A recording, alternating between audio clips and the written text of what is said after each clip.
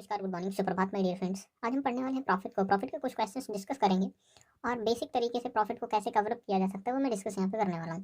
Question के through मैं पूरा कंप्लीट चैप्टर 1 बाय 1 कराता रहूँगा आपको। सिर्फ बेसिक क्वेश्चन पहला दिया है आपको, एक व्यक्ति 80 रुपये में एक खिलौना खरीदता है और उसे 100 रुपये का बेच देता है, तो उसका लाभ क्या हुआ? ये खरीदता है यानी उसका कॉस्ट प्राइस है 80 रुपये और बेचता है, सेलिंग प्राइस है उसका 100 रुपये।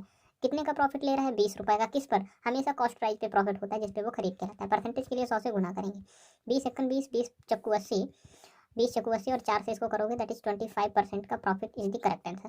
Move the second question. Second question कह रहा है एक व्यक्ति 500 रुपये में एक किताब खरीदता है तथा इसे 350 रुपये में बेच देता है, उसका हानि प्रतिशत क्या बोला? कॉस्ट प्राइस यानी 500 रुपये की बंदा खरीद के लाया, सेलिंग प्राइस कर रहा है उसका 350, यानी ज़्यादा की खरीद के लाया, कम की बेचेंगे तो वहाँ पे हमको लॉस होता है।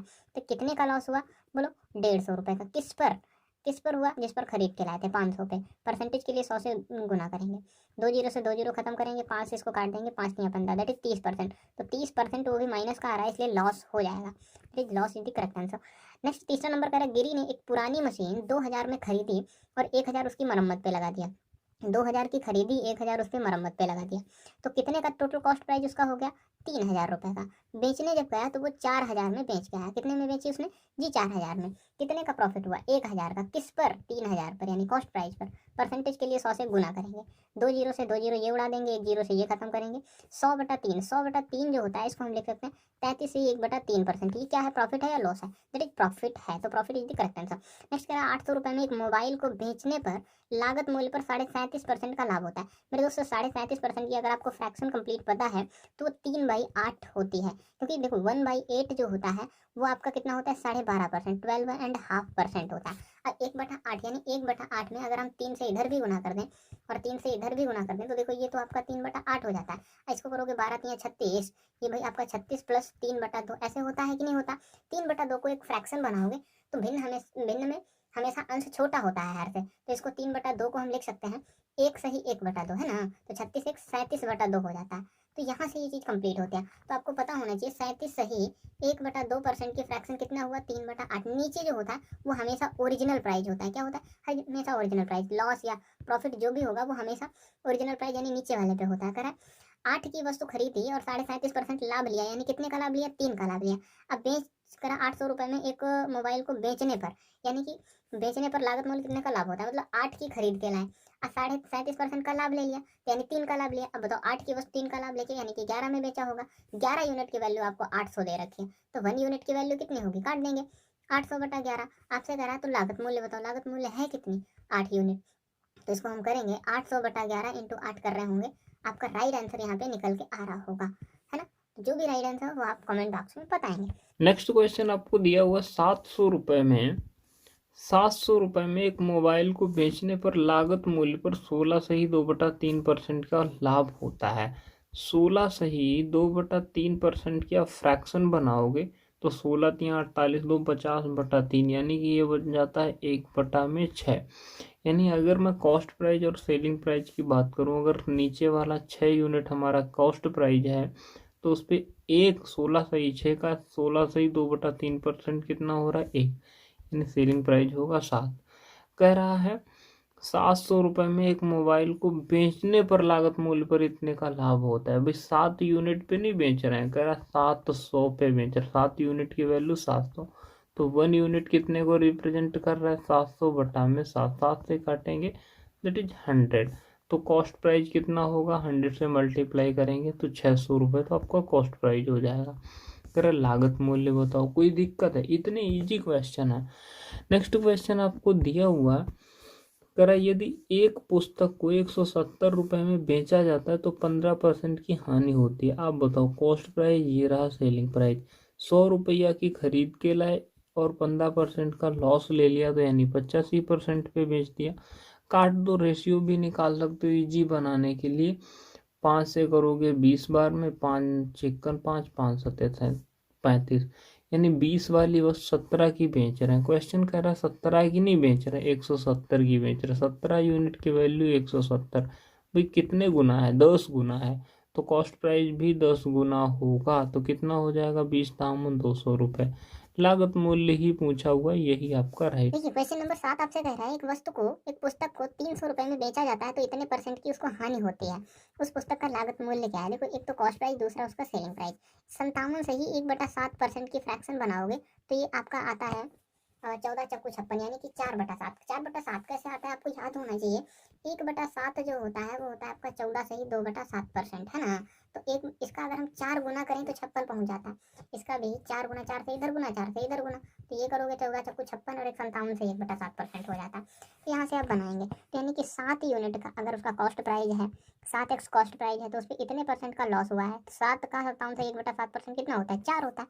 ये करके भी देखोगे तो भी उतना, यानी 7 पे 4 का लॉस तो कितने की बेचा हुआ है, 3x की। क्वेश्चन कह रहा है 3 की नहीं बेचा, 300 की बेचा, यानी 3x की वैल्यू 300। तो x की वैल्यू 300 बटा में 3 काटेंगे, x की वैल्यू 100 है तो उसका लागत मूल्य क्या है 7x। 7 × 100 करोगे that is 700 is the correct answer. Next question आपसे कह रहा है एक मेज का मूल्य 150 रुपया है, कितना है 40% का लाभ पाने के लिए कितने हैं भाई बताओ। 150 पे 40% का लाभ यानी 140% पे बेचना होगा।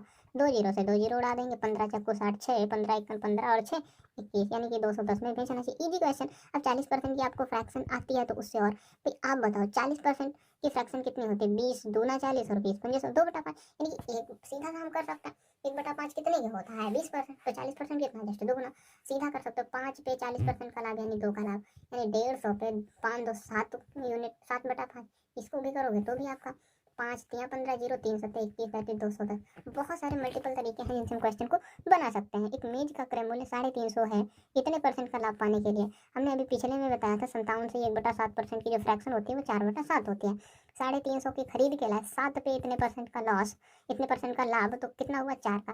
7 पे 4 का लाभ यानी 11 पे बेचना चाहिए। कितने के 7 के, 7 से काट दो 7 पना 35 0 11 और 50 के गुना करेंगे that is 550 will be the correct answer. Next question एक मशीन को 10% के लाभ पर इतने में बेचा जाता है। अब आप बताओ अगर 5 या 60 की खरीद के लाए 10% लाभ पर यानी कि ये वस्तु 110% की होगी।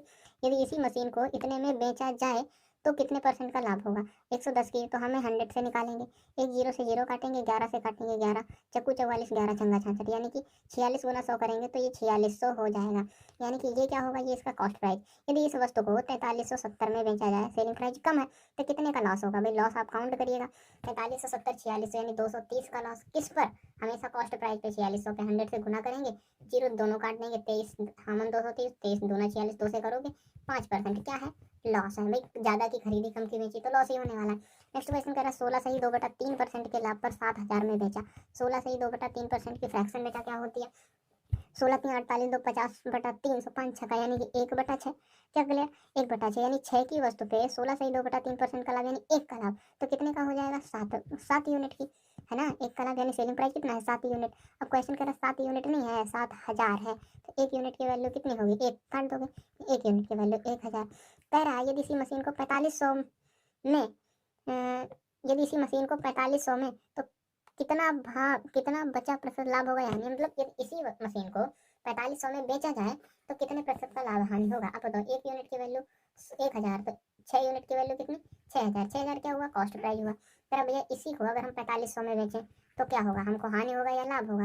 अब बताओ ज्यादा की खरीदा कम की बेचा तो क्या होगा, हमेशा हानि होगा। कितने का हानि होगा 1500 का, किस पर 60 पर 100 से गुना, 1 जीरो 2 जीरो खत्म, 2 जीरो, इस जीरो से ये खत्म करेंगे, 6 से कर दो 6 दूनी 12, 3 6 पंजे 30 दैट इज 25% का क्या हो गया लॉस हो गया। नेक्स्ट क्वेश्चन कह रहा है एक वस्तु को 72 रुपए में बेचने पर एक दुकानदार को 10% की हानि होती है।